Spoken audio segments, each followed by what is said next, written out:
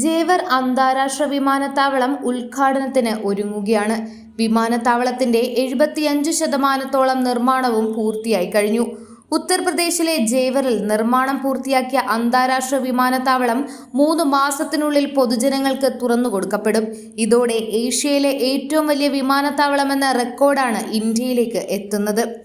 ഇതുകൂടാതെ ലോകത്തിലെ 4ാമത്തെ വലിയ വിമാനത്താവളം കൂടിയാവും ജേവർ വിമാനത്താവളം. റൺവേയുടെയും എയർ ട്രാഫിക് കൺട്രോളിന്റെയും നിർമ്മാണം പൂർത്തിയായതായി ജേവർ MLA ധീരേന്ദ്ര സിംഗ് വ്യക്തമാക്കി കഴിഞ്ഞു. ജൂലൈ മുതൽ അത്യാധുനിക റഡാറുകളും പ്രവർത്തനക്ഷമമാകും. ആദ്യഘട്ടത്തിൽ 50 വിമാനങ്ങളാണ് സർവീസ് നടത്തുക എന്നും അദ്ദേഹം കൂട്ടിച്ചേർത്തു. 29,560 കോടി രൂപ മുതൽ മുടക്കിലാണ് നോയിഡ അന്താരാഷ്ട്ര വിമാനത്താവളം എന്നുകൂടി അറിയപ്പെടുന്ന ജേവർ വിമാനത്താവളം ഒരുങ്ങുന്നത്. ഉത്തർപ്രദേശിലെ ഗൗതം ബുദ്ധ നഗറിൽ യമുന നദിയുടെ വടക്കു കിഴക്കൻ ഭാഗത്താണ് വിമാനത്താവളം ഉയരുന്നത്. നിർമ്മാണം പൂർത്തിയാകുന്നതോടെ രാജ്യത്ത് 5 രാജ്യാന്തര വിമാനത്താവളങ്ങളുള്ള ഏക സംസ്ഥാനമായി ഉത്തർപ്രദേശ് മാറും.